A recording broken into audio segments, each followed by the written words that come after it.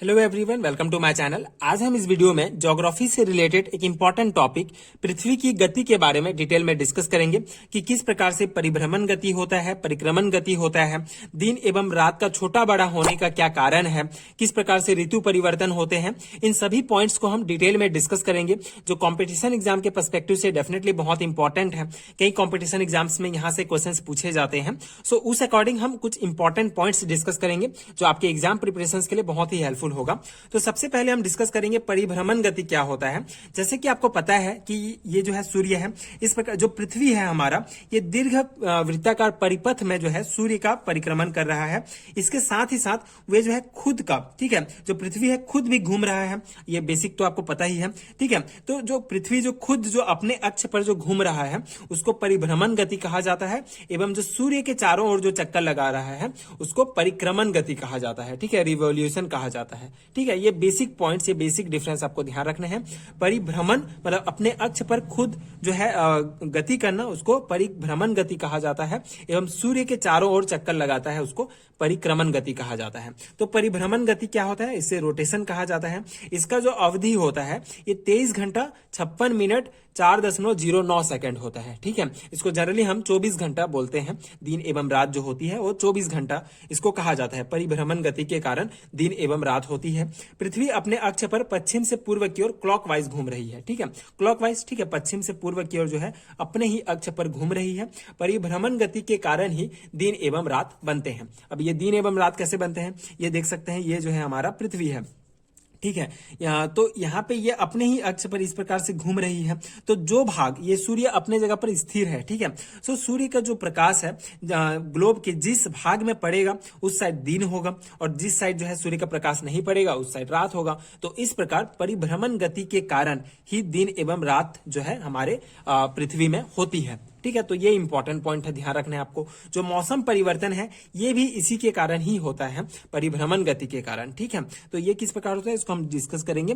पृथ्वी का बेसिकली ये ऋतु का निर्माण जो होगा, दिन रात का निर्माण इसके पृथ्वी के झुकाव के कारण होता है, ठीक है। जैसे हमको पता है कि पृथ्वी जो है अपने अक्ष पर जो है इस प्रकार से झुकी हुई है थोड़ी सी, ठीक है। तो उसके कारण ही ऋतु का परिवर्तन होता है, दिन रात का निर्माण होता है।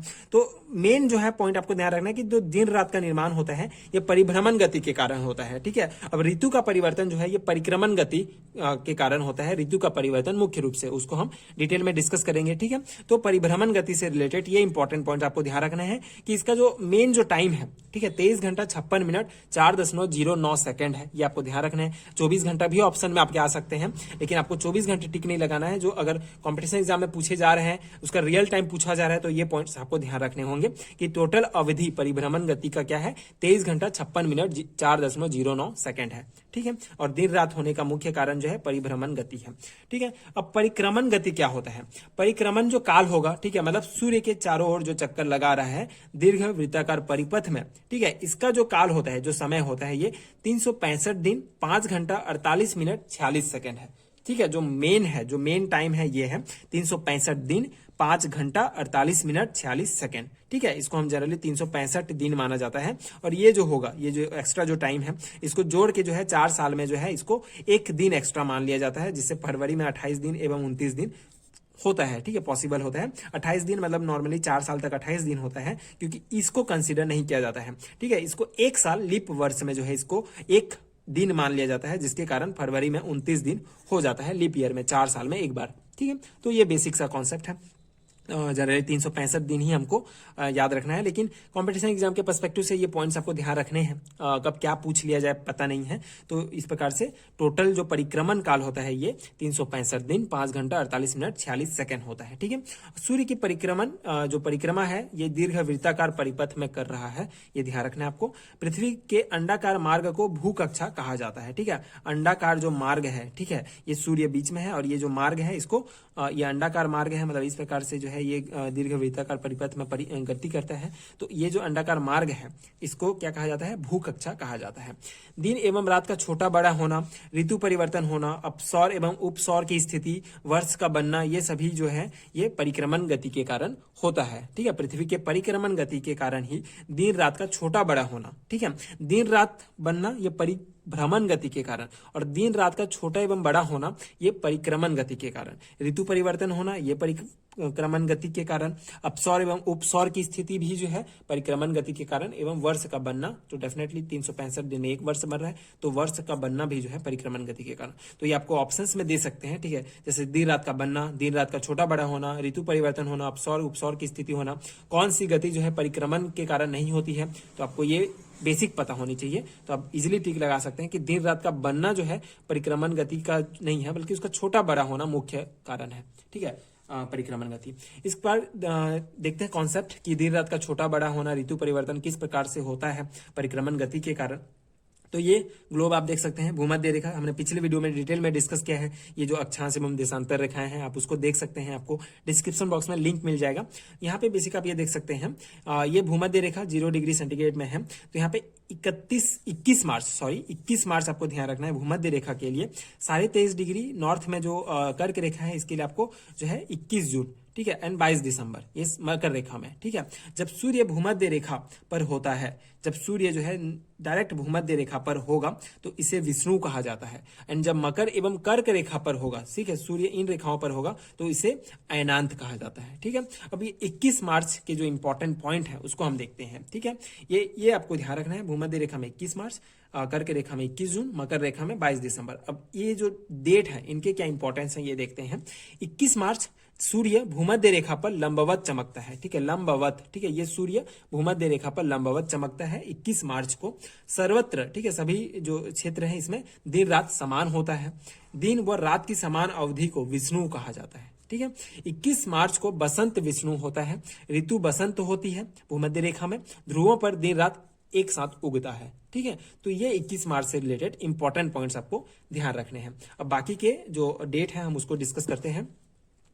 अब 21 जून से कुछ इंपॉर्टेंट जो पॉइंट है जो आपको ध्यान रखने हैं कि सूर्य कर्क रेखा पर लंबवत चमकता है, ठीक है, ये पॉइंट ध्यान रखना है। सूर्य 21 जून को कर्क रेखा पर लंबवत चमकता है। इस स्थिति को ग्रीष्म अयनांत कहा जाता है। उत्तरी गोलार्ध में ग्रीष्म ऋतु एवं दक्षिणी गोलार्ध में शीत ऋतु होता है, ठीक है। जब सूर्य कर्क रेखा पर होगा, ठीक है, जो उत्तर साइड, ठीक है, उत्तरी गोलार्ध में होगा तो दक्षिणी गोलार्ध में उससे विपरीत होगा, ठीक है। जैसे उत्तरी गोलार्ध में ग्रीष्म ऋतु है सूर्य के कारण, तो दक्षिणी गोलार्ध में शीत ऋतु होगा। उत्तरी गोलार्ध का सबसे बड़ा दिन होता है 21 जून एवं सबसे छोटी रात होती है 21 जून, ठीक है। ये इंपॉर्टेंट पॉइंट है, यहां से क्वेश्चंस उठा लिए जाते हैं। दक्षिणी गोलार्ध का सबसे छोटा दिन 21 जून होगा, ठीक है, सबसे छोटा दिन एवं सबसे बड़ी रात होगी, ठीक है। तो ये जैसे 21 जून को हम पढ़ रहे हैं कर्क रेखा में, तो मकर रेखा जो होगा, जो दक्षिणी गोलार्ध में होगा उसके अपोजिट होगा, ठीक है। तो आपको एक पॉइंट ध्यान रख लेना है कि कर्क रेखा में जो है सूर्य लंबवत होता है, जिसके कारण वहां ग्रीष्म ऋतु होगा, है ना, और वहां पे जो सबसे बड़ा दिन होता है 21 जून को और सबसे छोटी रात होती है। इसके अलावा 23 सितंबर सूर्य भूमध्य रेखा पर लंबवत चमकता है। दिन व रात 12-12 घंटे के बराबर होते हैं। जो ऋतु होगा ये शरद ऋतु होता है, दोनों ध्रुवों पर एक साथ दिन उगता है। 23 सितंबर को शरद विष्णु कहा जाता है, ठीक है। इसके अलावा 22 दिसंबर सूर्य मकर रेखा पर लंबवत होता चमकता है। दक्षिणी गोलार्ध में ग्रीष्म ऋतु होती है, उत्तरी गोलार्ध में शीत ऋतु होती है, ठीक है। इसके अपोजिट आपको ध्यान रखना है, दक्षिणी गोलार्ध, अब सूर्य अब दक्षिणी गोलार्ध में पहुंच गया, ठीक है, मकर रेखा में, तो उत्तरी गोलार्ध में इससे अपोजिट होगा। जैसे दक्षिणी गोलार्ध में ग्रीष्म ऋतु है तो वहां पे जो उत्तरी गोलार्ध है वहां पे शीत ऋतु होगी। 22 दिसंबर को जो है शीत अयनांत या मकर अयनांत कहा जाता है। और उत्तरी गोलार्ध का सबसे छोटा दिन 22 दिसंबर होता है। और उत्तरी गोलार्ध में सूर्य की जो किरणें होती हैं ये 67.5 डिग्री नॉर्थ तक ही पहुंचती हैं। इसी प्रकार 21 जून को जो सूर्य की किरणें होंगी ये दक्षिणी गोलार्ध के 67.5 डिग्री साउथ तक ही पहुंचती है, ठीक है। और 22 दिसंबर को जो उत्तरी गोलार्ध में सूर्य की किरणें 67.5 डिग्री नॉर्थ तक ही पहुंचती है, ठीक है। तो ये इंपॉर्टेंट डेट है और उनसे रिलेटेड इंपॉर्टेंट पॉइंट्स हैं जो आपको ध्यान रखने हैं। आई होप आपको समझ में आ गया होगा।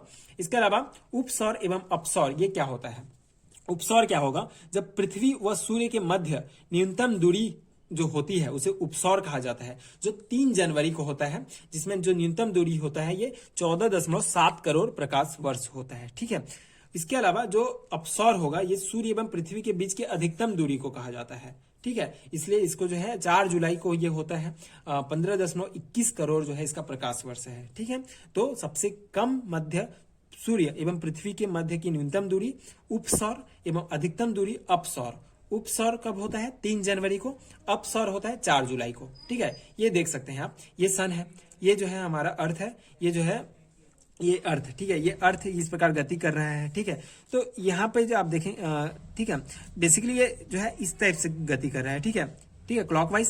तो ये पहला यहाँ पे पहुंचेगा, तो पहला यहाँ पे पहुंचेगा, तो इसका और इसका न्यूनतम दूरी आप देख सकते हैं 14.7 करोड़ दूरी। फिर इस प्रकार ये जनवरी में 3 जनवरी को यहाँ पहुंचा, फिर यहाँ पे ऐसे ऐसे गया, अब 4 जुलाई को जो है यहाँ पे पहुंचा। अब 4 जुलाई को जो है इनके बीच अधिकतम दूरी हो जाएगा 15.21 करोड़ किलोमीटर। ठीक है, करोड़ प्रकाश वर्ष में इसको मापा जाता है। तो इस प्रकार से ये दूरी आप देख सकते हैं। ठीक है, सो पृथ्वी सूर्य के चारों ओर दीर्घवृत्ताकार पथ पर परिक्रमण कर रही है। पृथ्वी और सूर्य के मध्य की औसत दूरी जो है इस प्रकार से ये दूरी होगा सब साइड। तो औसत दूरी हम निकालते हैं 14.96 करोड़ किलोमीटर। ठीक है, तो ये इंपॉर्टेंट पॉइंट है उपसौर एवं अपसौर से रिलेटेड। आई होप आपको समझ में आ गया होगा। सूर्य ग्रहण एवं चंद्र ग्रहण क्या है, ये इंपॉर्टेंट पॉइंट है, बेसिक आपको इसका ध्यान रखना है। सूर्य ग्रहण में क्या होता है, जो पृथ्वी होता है, पृथ्वी व सूर्य के बीच, पृथ्वी एवं सूर्य के बीच में चंद्रमा आ जाता है, इसीलिए उसको सूर्य ग्रहण कहा जाता है। ठीक है, चंद्र ग्रहण में क्या होगा, जब चंद्रमा व सूर्य के बीच में पृथ्वी आ जाएगा तो उसको चंद्र ग्रहण कहा जाता है। तो ये बेसिक पॉइंट आपको ध्यान रखना है। सूर्य ग्रहण सूर्य एवं अर्थ के बीच में मून, और चंद्र ग्रहण मून एवं सन के बीच में अर्थ। ठीक है, तो ये इंपॉर्टेंट पॉइंट है, ये इंपॉर्टेंट पॉइंट थे, कंपटीशन एग्जाम के पर्सपेक्टिव से इंपॉर्टेंट है सभी, जो पृथ्वी की गति से रिलेटेड है। आई होप आपको समझ में आ गया होगा एंड आपके एग्जाम प्रिपरेशंस के लिए नोट्स हेल्पफुल हुए होंगे, ये वीडियो हेल्पफुल रहा होगा। अगर इस प्रकार के आपको नोट्स चाहिए, रिटर्न नोट्स पीडीएफ फॉर्म में कंपटीशन एग्जाम्स के लिए, तो आपको नीचे डिस्क्रिप्शन बॉक्स में लिंक मिलेगा, वहां से आप डाउनलोड कर सकते हैं। अगर वीडियो हेल्पफुल है तो आगे की वीडियोस देखने के लिए प्लीज चैनल के साथ जुड़े रहिए। प्लीज सपोर्ट कीजिए, like and subscribe to my channel and thank you so much for watching.